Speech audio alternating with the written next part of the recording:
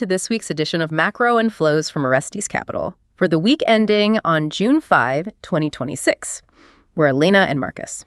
And to kick off this deep dive today, I want you to imagine driving 100 miles an hour down the highway. Right, with the adaptive cruise control engaged. Exactly. The ride feels incredibly smooth. The road ahead looks totally clear. But now imagine the highway suddenly ends and the computer system governing your car won't actually let you touch the brakes. It just keeps driving. Yeah, it just keeps accelerating. That illusion of safety, followed by an abrupt mechanical loss of control is, it's exactly what we're seeing under the surface of the global financial markets right now. It is. And that is the precise premise we really need to unpack today. Because the objective of our discussion is to step entirely away from, the daily noise of the financial media. When you observe the past week's market volatility, the prevailing narrative is just heavily focused on daily point swings, right? Or individual stock stories. But our mandate is to filter out that distraction and look purely at the structural data. We need to identify exactly what the underlying mechanics are telegraphing about your forward returns. And to do that, we anchor our analysis entirely in our proprietary modeling, specifically the OCM PCA model. Exactly. But before we get into the current reading, we should probably demystify this framework a bit. How exactly does this PCA model cut through the headline noise to actually find a signal? Sure. So think of PCA, which stands for Principal Component Analysis, like listening to a massive symphony orchestra. Okay. In the global financial market, you essentially have thousands of individual instruments playing all at once. You have equities, sovereign bonds, commodities, currencies. They're all generating data simultaneously. It creates a pretty dense wall of sound. Exactly. It's overwhelming.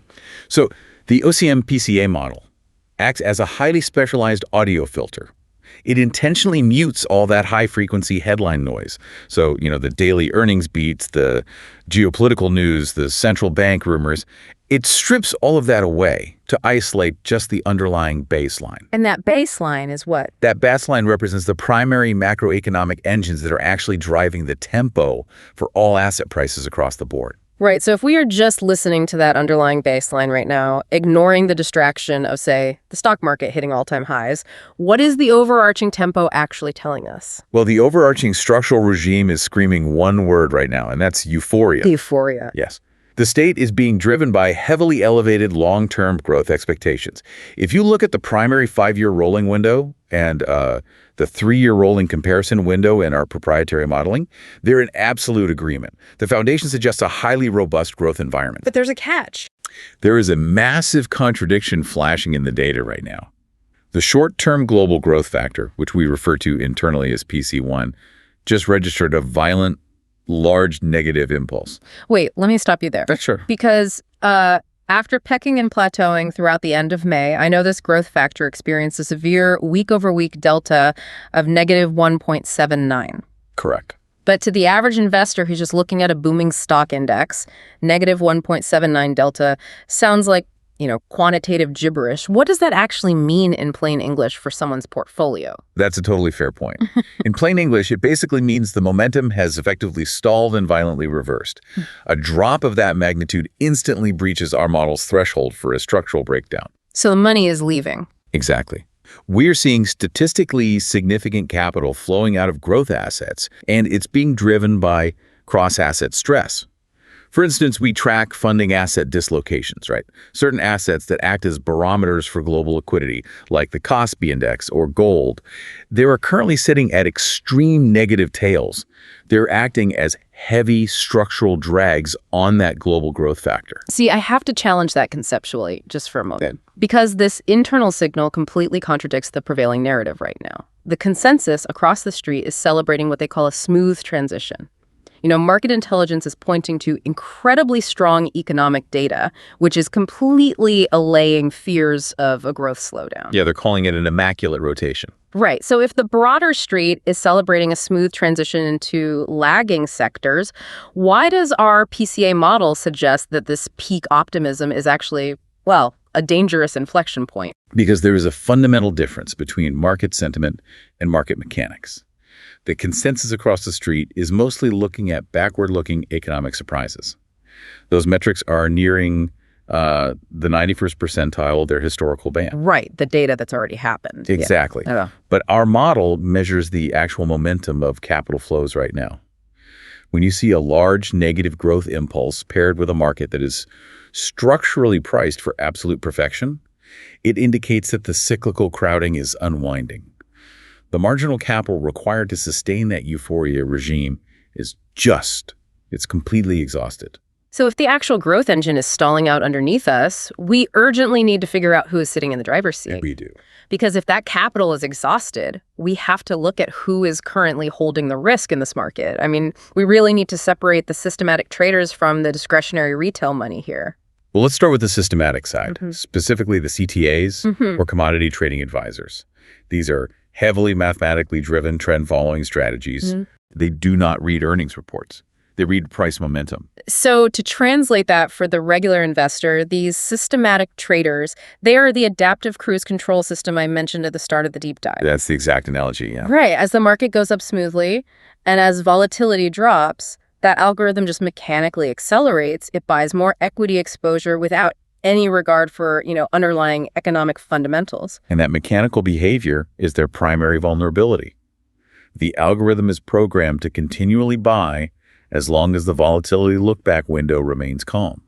But if a sudden curve appears in the road, meaning a sudden spike in volatility, that system is mathematically programmed to violently slam on the brakes. It has absolutely no capacity to look past the immediate data to assess if the curve is actually dangerous or not. It just sells. So how heavily invested is that systematic cruise control right now? I mean, where do the numbers sit? They are running at maximum speed. Market intelligence estimates that CTAs are massively long right now. They're holding roughly $93 billion in global equities, with $34 billion of that concentrated purely in the S&P alone. That's a staggering amount of mechanical risk. It is. And furthermore, volatility control funds, which are another major systematic player, they are fully deployed at the 96th percentile of their historical exposure. Because the recent look-back windows have been so exceptionally calm, their allocation to equity is sitting at its absolute mathematical limits. Okay, let's be clear about what that means. Being at the 96th percentile means they have virtually zero dry powder left to deploy. None. They physically cannot be the marginal buyer if prices dip because their algorithms literally will not allow it. So if the systematic computers are, mathematically paralyzed and have no cash left, what about the discretionary and retail side? Well, overall equity positioning across the broader market isn't totally stretched. It's sitting around the 66th percentile. Okay, so that sounds reasonable. It does, until you look under the hood. Retail money is insanely crowded into large cap tech. We are looking at positioning in mega cap tech sitting at the 97th percentile of historical extremes. You basically have a hyper-concentrated environment. Which really forces me to ask the structural question here. Yeah. If systematic funds are mathematically paralyzed and have no cash left to buy the dip, and retail capital is huddled entirely in one single sector of the market, who exactly is left to step in and buy if that global growth factor continues to decelerate? From a liquidity standpoint, the answer is nobody. Nobody. When you reach the 97th percentile of crowding, the market becomes uniquely vulnerable to an air pocket in demand. If the prevailing narrative shifts even slightly, there is just no structural bid beneath the market to catch falling prices. Wow. Okay. So, and if we are facing a potential air pocket in demand, the trigger that pushes us into it almost always comes from the macro data, right? Usually, yes. Which brings us directly to the economic releases from this past week. We saw the May non-farm payrolls print, which surprised heavily to the upside. Now, the consensus across the street views strong jobs data as a green light. Right. They see it as validation of the whole no landing scenario. Yeah, exactly. But our framework dictates that this data actually threatens everyday liquidity in your portfolio. Walk me through that mechanism, because on the surface, strong jobs sound like a universally positive thing. I get that, but the mechanism here is routed entirely through the bond market. If we look at the OCM factor trend, specifically the PC2 quadrant, we are firmly in a reflation regime. Okay. This means we are seeing persistent upward pressure on global sovereign yields. Specifically, if you look at the German 10-year and the U.S. 10-year yields, they are remaining highly elevated. Strong macroeconomic data, like a hot payrolls report, basically guarantees that those yields will stay higher for longer. But I have to challenge that conclusion too. Yeah. If corporate earnings just printed a 25% surge in the first quarter, how can you argue the market is vulnerable? I mean, market intelligence shows growth outside of mega-cap tech jumped to 14%. Earnings are the ultimate fundamental, right? Historically, that level of earnings growth is a massive tailwind. It is a tailwind, absolutely, until the cost of capital overrides it. The discount rate, which is the yield on those government bonds, is the gravity of the financial markets. The gravity. Yeah. Even if a company is growing earnings at 25%, equities historically react violently to rising rate volatility. If the 10-year yield spikes aggressively, the present value of those future earnings is mathematically reduced. Ah, I see. So even if the company itself is fundamentally healthy and making money, the valuation multiple on the stock compresses faster than the earnings can grow to support it. Exactly. The stock price drops simply because the gravity of the bond market pulls it down. And I'm guessing that dynamic directly targets those exact crowded tech stocks we just identified sitting at the 97th percentile. Precisely. It is a classic duration risk trap.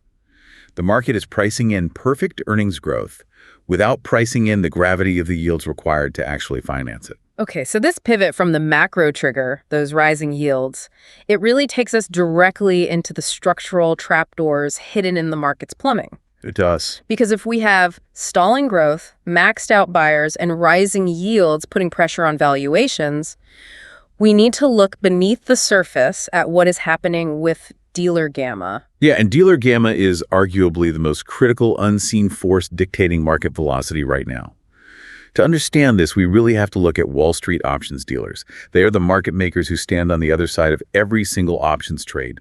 If an investor buys a call option, a dealer is mathematically required to sell it to them. Right, so I always look at these dealers as the market's mechanical shock absorbers. That's a good way to put it. When markets are calm and everything is functioning normally, these dealers are in a position where they buy the dips and sell the rips. And they aren't doing this to take a directional bet on the stock, right? They do it simply to keep their own trading books neutral and balanced. Exactly. That natural hedging behavior actually stabilizes the market and artificially compresses volatility. That is the exact function of being long gamma. It provides massive liquidity to the system. Yeah. But the mathematics governing their books dictate that if the market drops past a critical price threshold, their exposure flips entirely. They go from being long gamma to short gamma. And when that shock absorber breaks, they instantly turn into amplifiers. Yes. Instead of buying the dip to balance their books, the mathematics of delta hedging literally forces them to aggressively sell stocks as prices fall just to cover their own downside risk. So selling mechanically begets more selling. And we saw the real-world application of this mechanism just this past week. The tech-heavy indices erased 2 weeks of gains with a violent 4.5% drop. That velocity is a direct symptom of dealer hedging. Wow. And we are currently tracking a massive surge in net call volume among retail investors. Single stock call volume is just heavily skewed to the upside right now. So let me clarify what this actually means for a regular portfolio. Because retail investors have bought so many upside call options chasing this tech rally, the dealers who sold them those options are sitting on immense stretched risk. Completely stretched. The shock absorbers are pulled entirely taut, and this leaves regular investors highly vulnerable to accelerated trapdoor-style sell-offs. The floor can literally fall out because the dealers will be forced to aggressively sell the underlying stocks the very moment the market breaches those downside trigger levels. Exactly right. The internal plumbing is dictating the price action, entirely independent of the fundamental earnings data. Those structural traps are fully set. So, given this convergence of risks, the cracking growth signal on our PCA model, the mathematically paralyzed systematic buyers, the rising rate volatility, and now this dangerously stretched options plumbing, this all brings us to the concept of the pain trade. Yes, the pain trade is essentially the specific market scenario that will inflict the absolute maximum amount of financial damage on the heavily crowded consensus. Right. And right now, the consensus across the street is entirely ignoring these severe structural vulnerabilities. Yeah. Our proprietary modeling is flagging extreme hypercyclical crowding that is highly, highly vulnerable to a mean reversion. Well, instead of just listing the standard deviations, translate this into a directional narrative for us. Where is the crowd most likely to be caught entirely off guard here? The crowd is heavily exposed in cyclical areas that rely on accelerating global growth. Emerging markets are severely stretched.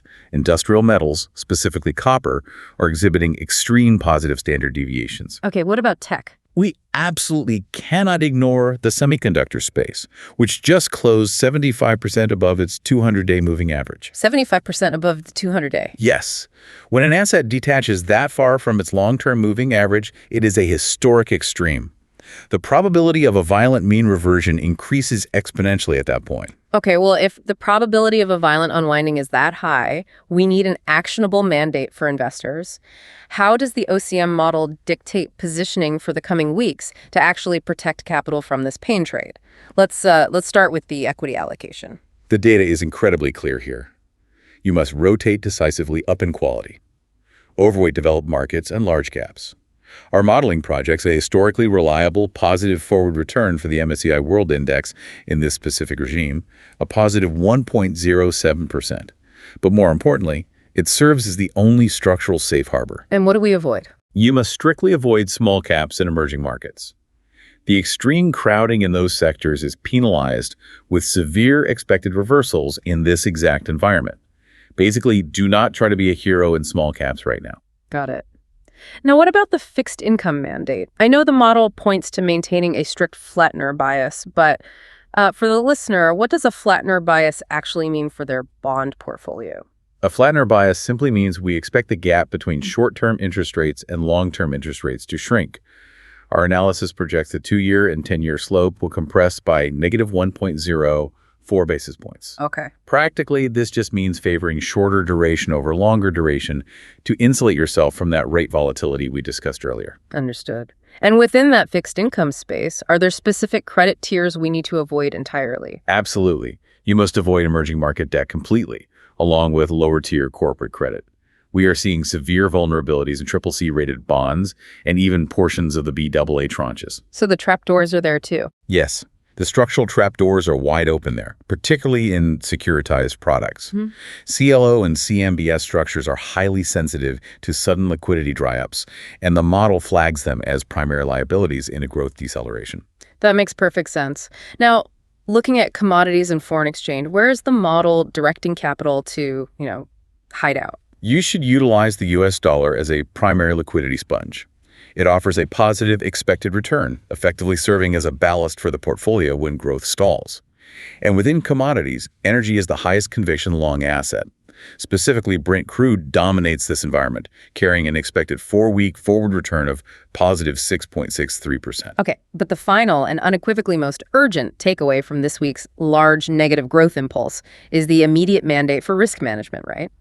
The model dictates that investors must aggressively buy volatility protection. They have to. In this specific late-stage euphoria regime, the math is just unforgiving. Indices like the VIX and the MOVI index are mathematically programmed for massive historical expansions. We are already seeing the VIX flag a positive 9.03 expected move. Equity put spreads and fixed income call options are not optional right now. They are a mandatory portfolio requirement to survive the unwinding of that dealer gamma we mapped out. Yeah, which brings us to a final thought for you to mull over this weekend. The entire consensus across the street is relying on this immaculate rotation to safely guide capital out of megacap tech and into the broader market without causing a crash. Right. But if the global growth engine is stalling and the systematic marginal buyer is completely tapped out, what happens when that rotation money runs into the very real mathematical limits of corporate debt refinancing later this year? The trapdoors are built directly into the plumbing, and the consensus is walking right over them. It is a structural reality that simply cannot be ignored. See you next week, wherever the flows take us.